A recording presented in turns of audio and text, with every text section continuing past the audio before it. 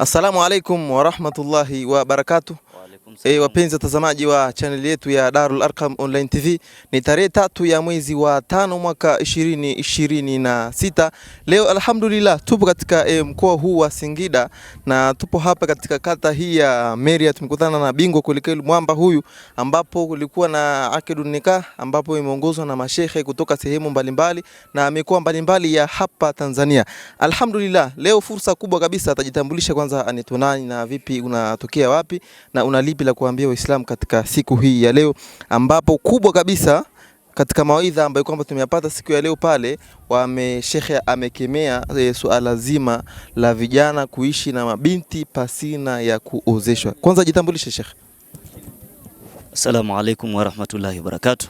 Kwa majina yangu mimi naitwa Ustazi Juma bin Jumanne, ni mzaliwa wa kata hii ya Meria, lakini pia ni muhamiaji katika kata ya Kinyagigi, ambapo nipo eneo moja wanaita Sagarumba na ndio mwalimu wa madrasa ya pale Sagarumba. Lakini katika mawaidha yetu ya leo, shekhe wetu ametuhimiza jambo kubwa sana kunako na nikahi. Haswa ametuhusia kuhusiana na wale vijana wanaobeba wanawake mitaani, lakini na pia wazazi wasichangie ile swala la kuingilia maugomvi ambao wamegombana wanandoa. Ndio shekhe wetu wa Dodoma na ndio imamu wa Masjidi Rashadi Veyula ametuhusia hivyo. Waislamu wote wa Tanzania niwaambieni kwamba kama alivyosema Mtume sallallahu alaihi wasallam kwamba kuoa ni katika mwenendo wangu, basi na mimi pia na wahusia vijana ambao wamefikia umri wa kuoa basi wapate kuoa, kwa sababu ndio sunna ya manabii wote, ndugu zangu.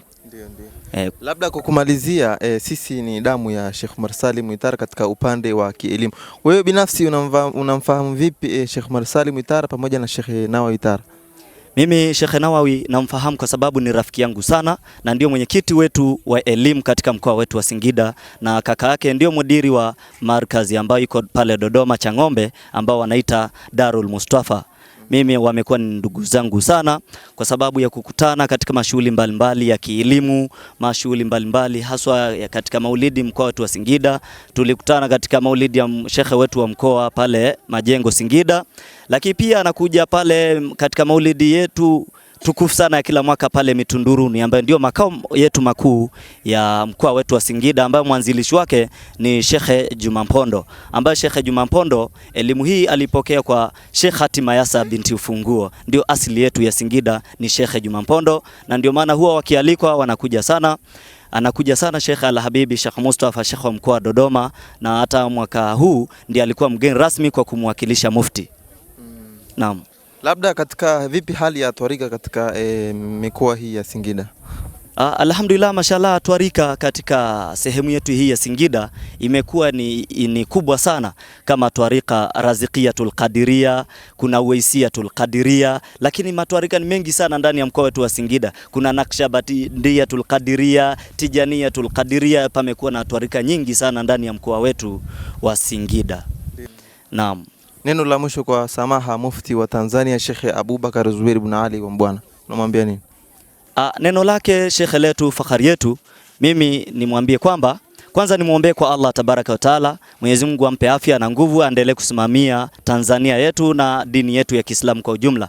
Lakini neno langu kwa shekhe na mufti wetu wa Tanzania, sisi kama watu wa Singida tunamuomba sana atutembelee katika mkoa wetu wa Singida, lakini sisi ambao ni wadogo pia atuone huku tuko vijijini, lakini kama itatokea fursa kama kujengewa darasa, basi kwa sababu na sisi pale msikiti wa Sagarumba bado hujakamilika, tunamuomba basi akiona tangazo hili basi aweze kutusaidia pia.